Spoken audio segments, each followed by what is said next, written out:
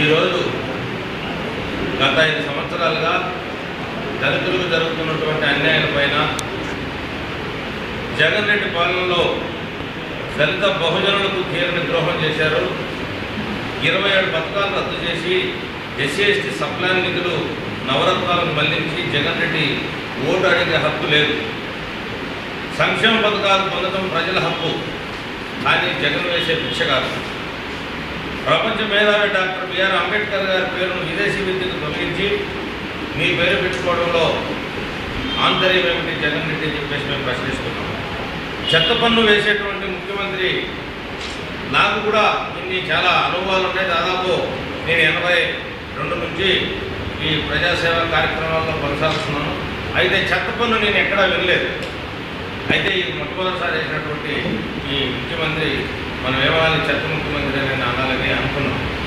అయితే ముఖ్యంగా ఈ వైసీపీని ఓడిద్దాం అని ఎందుకు అనుకున్నామంటే, వైసీపీ చేసినటువంటి దౌర్జన్యాలు, వైసీపీ చేసినటువంటి ఆ నాయకులు చేసినటువంటి జగన్ రెడ్డి కాకుండా జగన్ రెడ్డి నాయకులు ఆయన ఫాలోవర్స్ చేసినటువంటి దౌర్జన్యాలు, భూకబ్జాలు ఇవన్నీ కాకుండా దళితుల పైన, ఎస్సీ ఎస్టీ బీసీ మైనారిటీల పైన చేసినటువంటి ఆగడాలు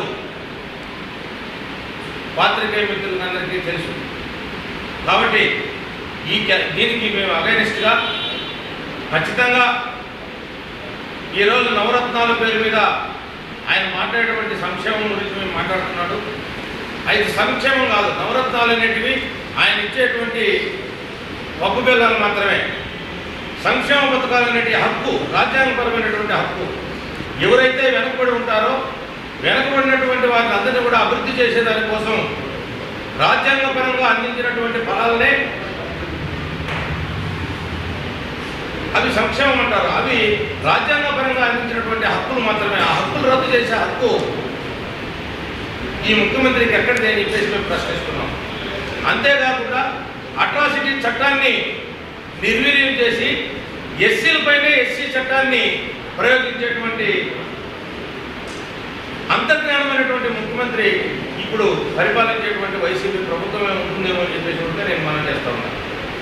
ముఖ్యంగా ఈరోజు ఈ కార్యక్రమాన్ని అన్ని జిల్లా కేంద్రాల్లో, అన్ని జిల్లాల్లోనూ ఈ క్యాంపెయిన్ కొనసాగిస్తున్నాము. మరి ఈ క్యాంపెయిన్ వల్ల ఈ సారాంశాన్ని తెలుసుకొని అందరూ చైతన్యమై మనకి ఏ ప్రభుత్వం అయితే మనకు మేలు చేసిందో, ఏ నాయకుడైతే మనకు సక్రమంగా మన కోసం పనిచేస్తాడని ఆలోచన చేసి ఆ నాయకుడిని మనం తెచ్చుకునే దానికోసం ప్రయత్నం చేయాలని చెప్పేసి కోరుకుంటూ, మరి మా క్యాంపెయిన్ సహకరించినటువంటి మేధావులు పెద్దలందరూ కూడా మేము ఈ సందర్భంగా ముఖ్యంగా TV9 మరి ABN మిగతా ఇక్కడ వచ్చినటువంటి న్యూస్ విలేకరులకు అందరికీ కూడా, పాత్రికేయ మిత్రులకు అందరికీ కూడా మేము పేరు పేరున మా ధన్యవాదాలు తెలియజేసుకుంటూ మా క్యాంపెయిన్కు మీరు సహకరించాలని చెప్పేసి కోరుకుంటూ నా జై భీమ్ తెలుపుతున్నాను. జై భీమ్.